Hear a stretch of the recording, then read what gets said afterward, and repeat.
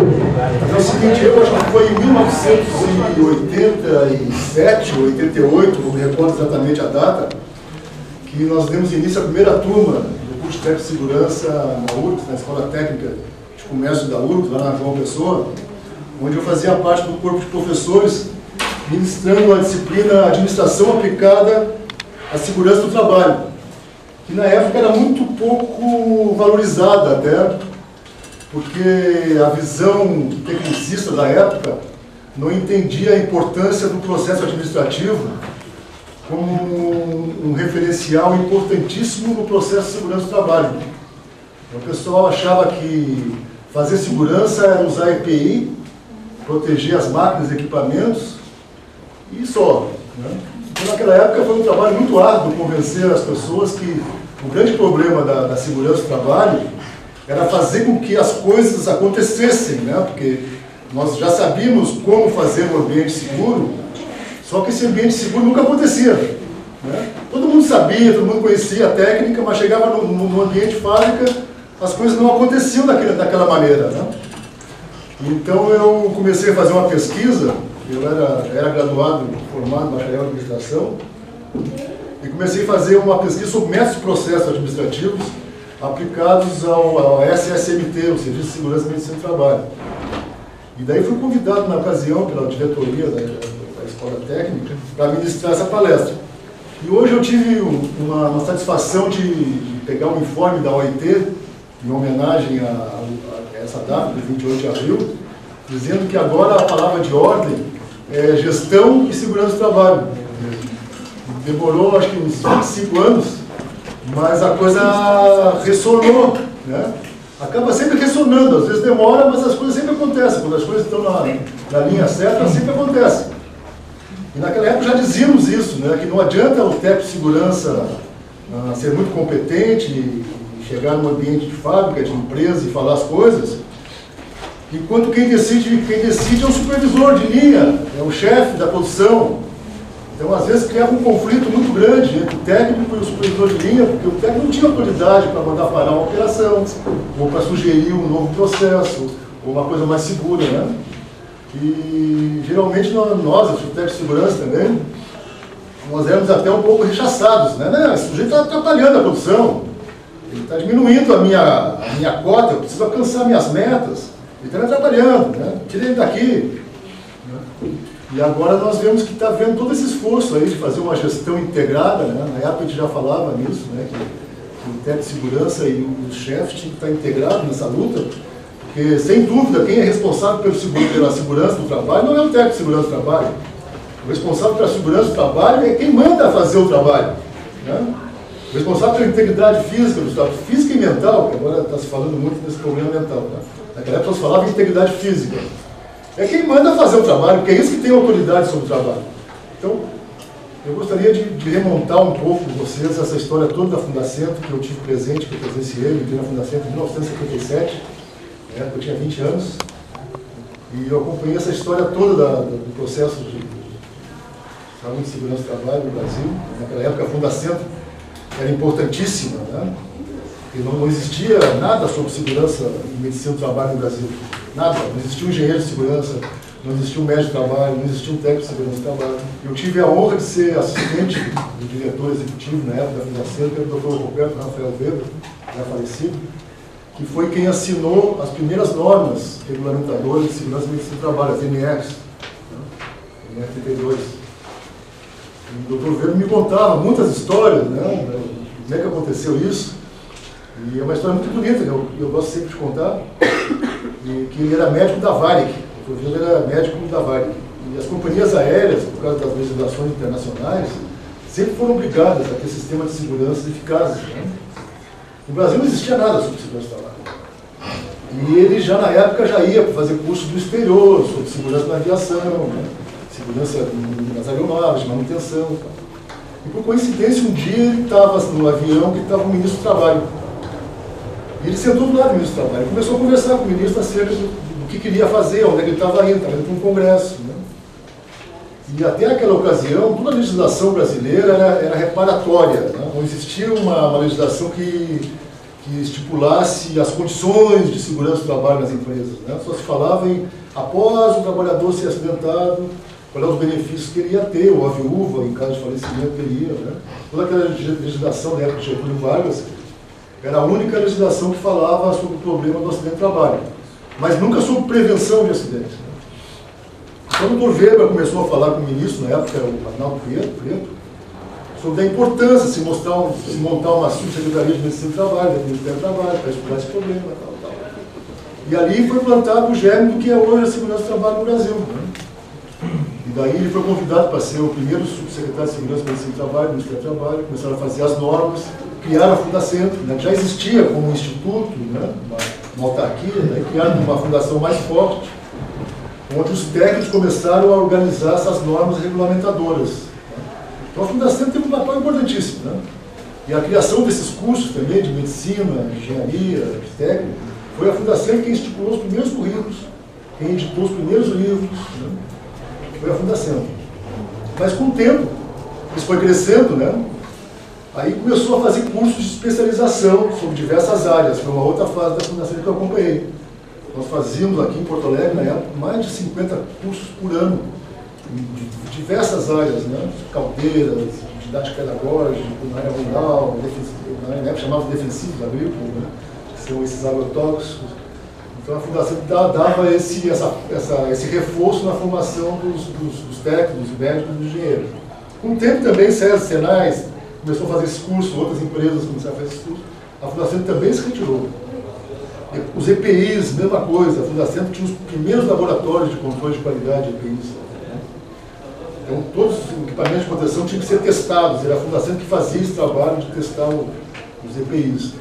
Então na Bahia, em decorrência de uma série de fatores institucionais, eu tive a honra de ser chefe técnico lá durante 6 anos.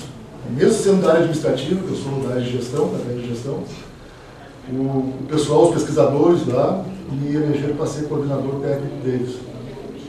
E nós elegemos a saúde mental como meta nossa, prioridade de estudo. Então, passamos a fazer seminários, encontros, né, tratando desse tema de saúde mental, porque a gente percebeu que, enquanto o mais importante para o trabalho era o aspecto físico, era a força física, né, o que adoecia era o corpo. Né? Mas nesse mundo da tecnologia atual, o que mais se exige não é mais do físico, do corpo, da mão, do braço, da perna. O que mais se exige hoje em dia é do cérebro. Então, nossos estudos que a gente está fazendo, a gente está percebendo que tem um novo tipo de adoecimento pelo trabalho por aí, que não pega só o trabalhador, né? Está pegando profissionais liberais, está pegando pessoas que nem se taxavam como trabalhadores, mas que são trabalhadores, na verdade, né? Que são profissionais liberais, executivos de empresa, né? São os conhecidos burnouts. Né? E mesmo na Forte, lá em Salvador, a gente tem muitos problemas disso. Começou com alerta, né? Com lesão por esforços repetitivos. A gente começou atuando nessa área de LER. E começamos a constatar que tinha muita gente que não trabalhava com esforço repetitivo, né?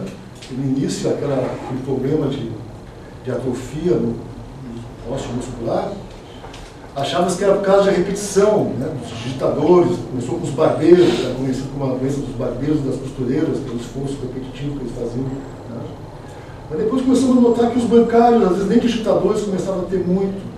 Na Ford, lá é altíssimo nível, chamamos agora de DORT, né, que é distúrbio ósseo muscular, né, pelo trabalho. E nós começamos a ver que as pessoas entravam em depressão, geralmente tinha um quadro depressivo junto com esse problema da LER-DORT, né?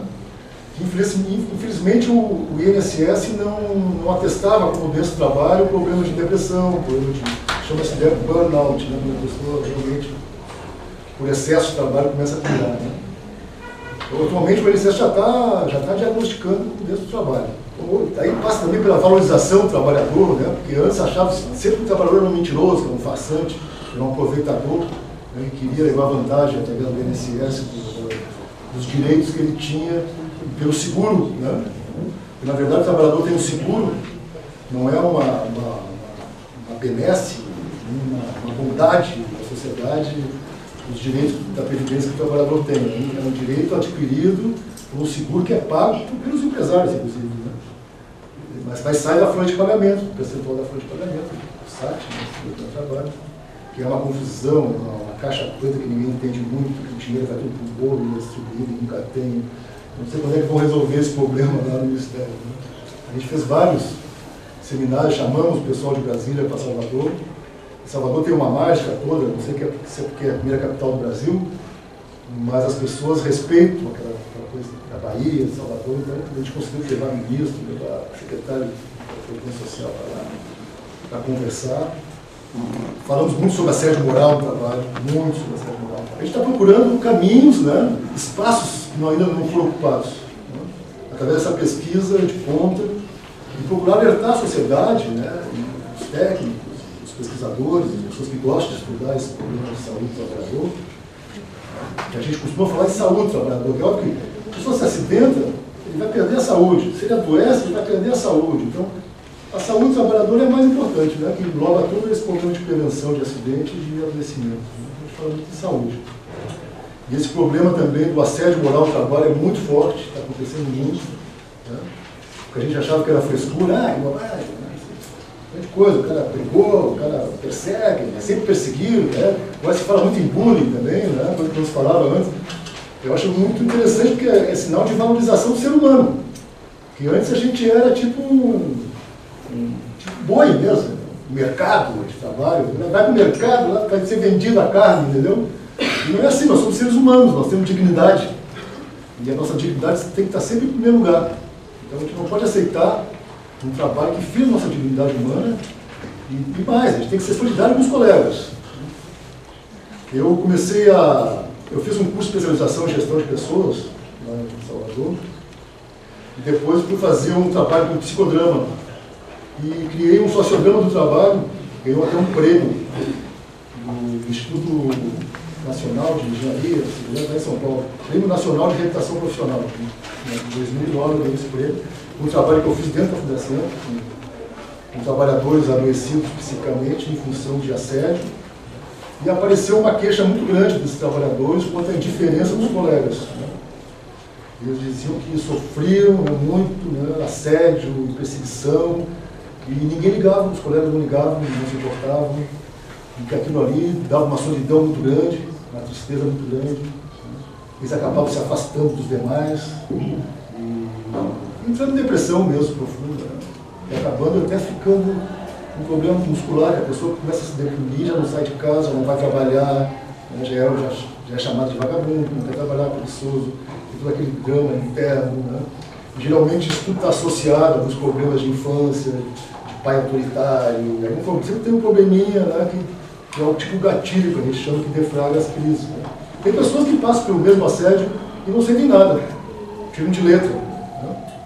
Mas tem outras pessoas que não, que sofrem e que se reconhecem. Então, esse estudo agora é um estudo que está nos ocupando muito no Brasil, acerca desses problemas mentais.